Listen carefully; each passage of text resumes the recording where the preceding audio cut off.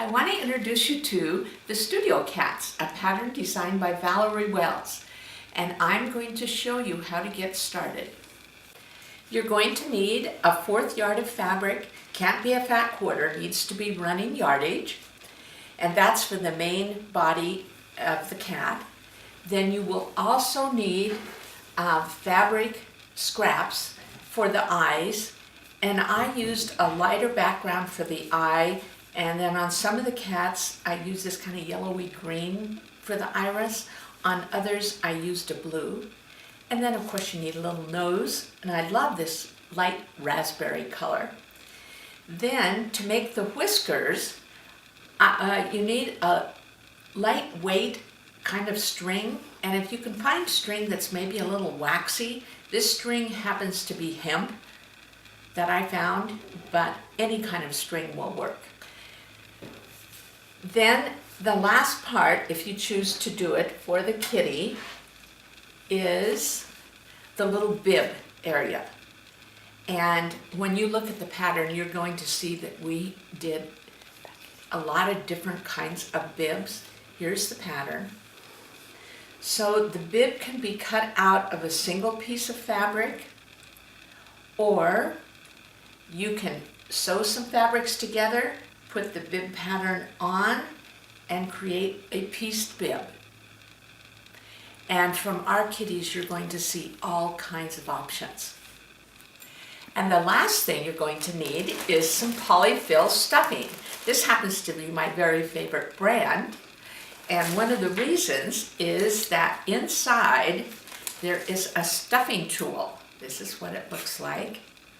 And it is very, very helpful, as you will see in the rest of the presentations. To lay the cat pattern out, you're going to lay it on folded fabric, and the bottom of the legs are on the fold.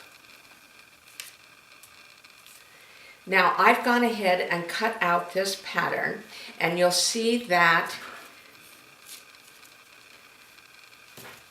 the tail I haven't cut out yet, but I will cut out the tail too. I still have a piece over here. That's where we put the arms. And this is how you can cut out 2 arms at one time. You're going to fold it until, put the fold end of the pattern onto the fabric and pin it in a couple places, and then you cut those out separately. To transfer the pattern markings, I just pull the eyes down, and you can see I did a little fold here. I'm just going to put an X in the area where the eye needs to go, and then in the middle of where the nose needs to go. You'll also see markings to leave the pattern open, and I pull back the pattern